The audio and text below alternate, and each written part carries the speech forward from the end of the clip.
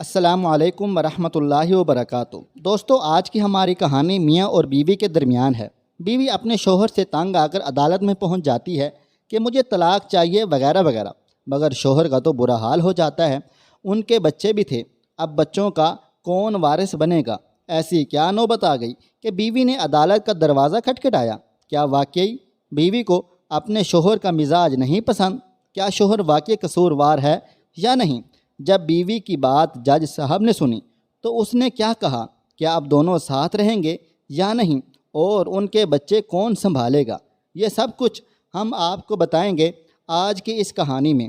آج کی ویڈیو شروع کرنے سے پہلے آپ سے گزارش ہے کہ اگر آپ نے ابھی تک میرا چینل سبسکرائب نہیں کیا ہوا تو ابھی کے ابھی سبسکرائب کر لیں اور ساتھ لگے بیل آئیکن کو بھی دبا دیجیے گا تاکہ ہماری ویڈیوز آپ تک بر وقت پہنچتی رہیں۔ چلیں شروع کرتے ہیں آج کی ہماری کہانی۔ میرا شوہر نامرد ہے اور مجھے خلا چاہیے۔ وہ نکاح ختم کروانے کا عام سا کیس تھا۔ اچھی پڑھی لکھی فیملی تھی، 2 پیارے سے بچے تھے، کیوٹ اور معصوم سے، لیکن خاتون باضد تھی کہ اس کو ہر حال میں خلا چاہیے، جبکہ میرا موکل یعنی کہ شوہر شدید صدمے کی کیفیت میں تھا۔ جج صاحب نے پورا کیس سنتے وقت کبھی حیرانی سے شوہر کو دیکھتے اور کبھی اس کی بیوی کو تو کبھی ان کے ساتھ کھڑے 2 معصوم بچوں کو۔ جج صاحب اچھے آدمی تھے، انہوں نے کہا آپ میاں بیوی کو چیمبر میں لے جا کر صلح کی کوشش کر لیں، شاید کوئی بات بن جائے۔ شوہر کا وکیل ہونے کے ناطے مجھے تو بہت خوشی ہوئی کیونکہ میں بحیثیت وکیل یہ کیس ہار رہا تھا۔ میں نے فوری حامی بھر لی، جبکہ مدعیہ بیوی کے وکیل نے اس پر اچھا خاصا ہنگامہ بھی کیا، لیکن خاتون بات چیت کے لیے راضی ہو گئی تھیں۔ چیمبر میں دونوں میاں بیوی میرے سامنے بیٹھے تھے۔ ہاں خاتون، آپ کو اپنے شوہر سے کیا مسئلہ ہے؟ وکیل صاحب، یہ شخص مردانہ طور پر کمزور ہیں اور نامرد ہیں۔ میں اس کی بے باکی پر حیران و پریشان رہ گیا۔ میرے منہ سے ایک موٹی سی گندی سی گالی نکلتے رہ گئی، البتہ منہ میں تو دے ہی ڈالی۔ ویسے تو کچہری میں زیادہ تر بے باک خواتین سے ہی واسطہ پڑتا ہے، لیکن اس خاتون کی کچھ بات ہی الگ تھی۔ اس کے شوہر نے ایک نظر شکایت اس پر ڈالی اور میری طرف امداد طلب نظروں سے گھورنے لگا۔ میں تھوڑا سا جھلا گیا کہ کیسی عورت ہے، ذرا بھی شرم و حیا نہیں ہے، 2 بچوں کی ماں ہو کر بھی اپنے شوہر کو نامرد کہہ رہی ہے۔ بہرحال میں نے بھی شرم و حیا کا تقاضا ایک طرف رکھا اور تیز سوال کرنا شروع کر دیے۔ جب اس سے پوچھا کیا تمہارا اپنے شوہر سے گزارا نہیں ہوتا، تو وہ بیوی کہنے لگی ماشاء اللہ الحمدللہ 2 بچے ہیں ہمارے، یہ جسمانی طور پر تو بالکل ٹھیک ٹھاک ہیں مگر پھر بھی نامرد ہیں۔ مجھے اس کی بات سے حیرت کا جھٹکا لگا کہ بچے بھی ہیں اور نامرد بھی، یہ کیسے ہو سکتا ہے؟ عجیب عورت ہے۔ تو بیوی پھر مردانہ طور پر کمزور کیسے ہوئے؟ میں نے استفسار کر دیا۔ وکیل صاحب، صرف ازدواجی زندگی سے اولاد ہو جائے یہی مردانگی نہیں ہوتی، بلکہ اور بھی ایسی بہت سی وجوہات ہوتی ہیں میاں بیوی کے درمیان جس پر بیوی مرد سے مطمئن نہیں ہو پاتی اور مرد نامرد ہی رہتا ہے۔ مجھے اس عورت کی منطق کسی بھی طرح سمجھ نہیں آئی تھی۔ مجھے حیرت تھی کہ وہ فقط مطمئن نہ ہونے پر کس طرح سے اپنے مرد کی عزت یوں کورٹ کچہری میں اچھال رہی ہے۔ یہ معاملہ تو ان دونوں کے مابین بھی حل ہو سکتا تھا۔ میں نے ایک نظر اٹھا کر اس کے شوہر کو دیکھا جس کے چہرے پر اپنا سچ کھل جانے کا خوف لاحق تھا۔ آپ کو اگر خدا نے اولاد سے نوازا رکھا ہے بیوی، اور اگر یہ جسمانی طور پر بھی ٹھیک ہیں، تو اگر آپ کو ان سب کے باوجود کسی دشواری کا سامنا ہے تو آپ ڈاکٹر سے رابطہ کر سکتی ہیں۔ یوں کورٹ کچہری آنا اس معاملے کا حل نہ تھا۔ میں نے غصے پر قابو کرتے جواب دیا، ان کی کمزوری کسی بھی ڈاکٹر سے دور نہ ہو سکتی تھی وکیل صاحب، تبھی مجھے یہ راہ چننی پڑی۔ عجب عورت تھی، ایک تو انتہا کی بے باکی، اوپر سے کمال کا کانفیڈنس، اور وجہ ایسی کہ کوئی اور ہوتا تو شرم سے ڈوب مرتا۔ جانے یہ کیسی عورت تھی؟ اس کا حلیہ اس کی باتوں سے زر نہ ملتا تھا، بلکہ ہر کسی کے ماتھے پہ تھوڑا نہ لکھا ہوتا ہے کہ باطن بھی ظاہر جیسا ہے۔ بیوی ہر مسئلے کا حل ہوتا ہے۔ مجھے اب اس عورت پر غصہ آنے لگا تھا اور اس کے شوہر پر ترس۔ میں آپ کو ایک اچھے ڈاکٹر کا پتہ دیتا ہوں، آپ لوگ وہاں جائیں، سب بہتر ہوگا۔ جہالت کی ضد میں آ کر گھر نہ توڑیں۔ میں نے اپنے غصے کو پس پشت ڈالتے اپنے فیملی ڈاکٹر کا ایڈریس دینے کا کہا، جو کہ مردانہ کمزوری کا ماہر مانا جاتا تھا، اور اپنی طرف سے ہر حد کوشش کر کے اس جاہل عورت کو اس اقدام سے روکنا چاہا۔ نہیں وکیل صاحب، کبھی نہیں، میں ان کا علاج کرانا دور ایسے مرد کے ساتھ 1 منٹ نہیں رہوں گی۔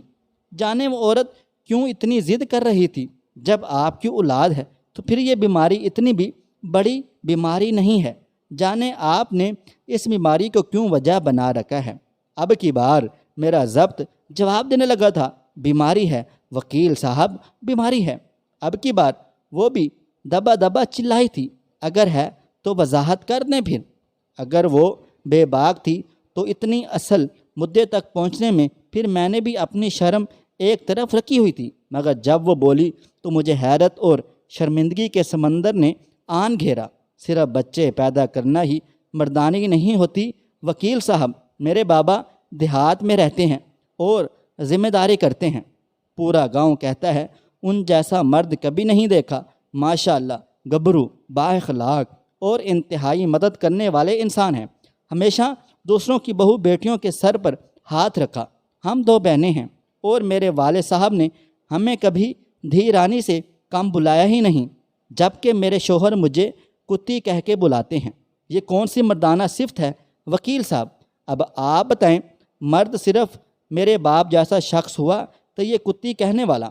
مجھ سے کوئی چھوٹی موٹی غلطی ہو جائے تو یہ میرے پورے میکے کو ننگی ننگی گالیاں دیتے ہیں۔ آپ ہی بتائیں جی، اس میں میرے مائکے کا کیا قصور ہے؟ یہ مردانہ صفت تو نہیں نا کہ دوسروں کی گھر والیوں کو گالی دی جائے؟ وکیل صاحب، میرے بابا مجھے شہزادی کہتے ہیں اور یہ غصے میں مجھے کنجری کہتے ہیں۔ وکیل صاحب، مرد تو وہ ہوتا ہے جو کنجری کو بھی اتنی عزت دے کہ وہ کنجری نہ رہے، اور یہ اپنی بیوی کو ہی کنجری کہہ کر پکارتے ہیں۔ یہ کوئی مردانہ بات تو نہیں ہوئی نا؟ وکیل صاحب، اب آپ ہی بتائیں، کیا یہ مردانہ طور پر کمزور نہیں ہیں؟ میرا تو سر شرم سے جھک گیا تھا، اس کا شوہر بھی آنکھیں پھاڑ پھاڑ کر اس کی طرف دیکھ رہا تھا۔ میری اس سوچ کو وہ عورت واقعی سچ ثابت کر گئی کہ ضروری نہیں جیسا باطن ہو ویسا ہی ظاہر بھی ہو۔ اگر یہی مسئلہ تھا تو تم مجھے بتا سکتی تھی نا، مجھ پر اس قدر ذہنی ٹارچر کرنے کی کیا ضرورت تھی؟ شوہر منمنایا، آپ کو کیا لگتا ہے آپ جب میری ماں بہن کے ساتھ ناجائز رشتے جوڑتے ہیں تو میں خوش ہوتی ہوں؟ اتنے سالوں سے آپ کا کیا گیا یہ ذہنی تشدد برداشت کر رہی ہوں، اس کا کون حساب دے گا؟ جب آپ میری بہن اور ماں کو اتنی گندی گندی گالیاں اور باتیں کرتے ہیں، آپ کیا جانیں میرے دل پر کیا گزرتی ہے۔ لیکن ہر چیز کی حد ہوتی ہے، اب مجھ سے یہ سب برداشت نہیں ہوتا۔ بیوی کا پارا کسی طور پر کم نہیں ہو رہا تھا۔ خیر، جیسے تیسے منت سماجت کر کے سمجھا بجھا کے ان کی صلح کروائی۔ میرے موکل نے وعدہ کیا کہ وہ آئندہ اب کبھی بیوی کو گالی نہیں دے گا، اور پھر وہ دونوں چلے گئے۔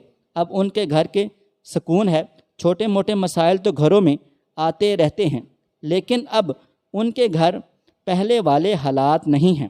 جب یہ واقعہ ہوا تو میں کافی دیر تک وہیں چیمبر میں سوچ و بچار کرتا رہا کہ گالیاں تو میں نے بھی اس خاتون کو اس کے پہلے جواب پر دل ہی دل میں بہت دی تھیں، تو شاید میں بھی نامرد ہوں، اور شاید ہمارا معاشرہ نامردوں سے بھرا پڑا ہے۔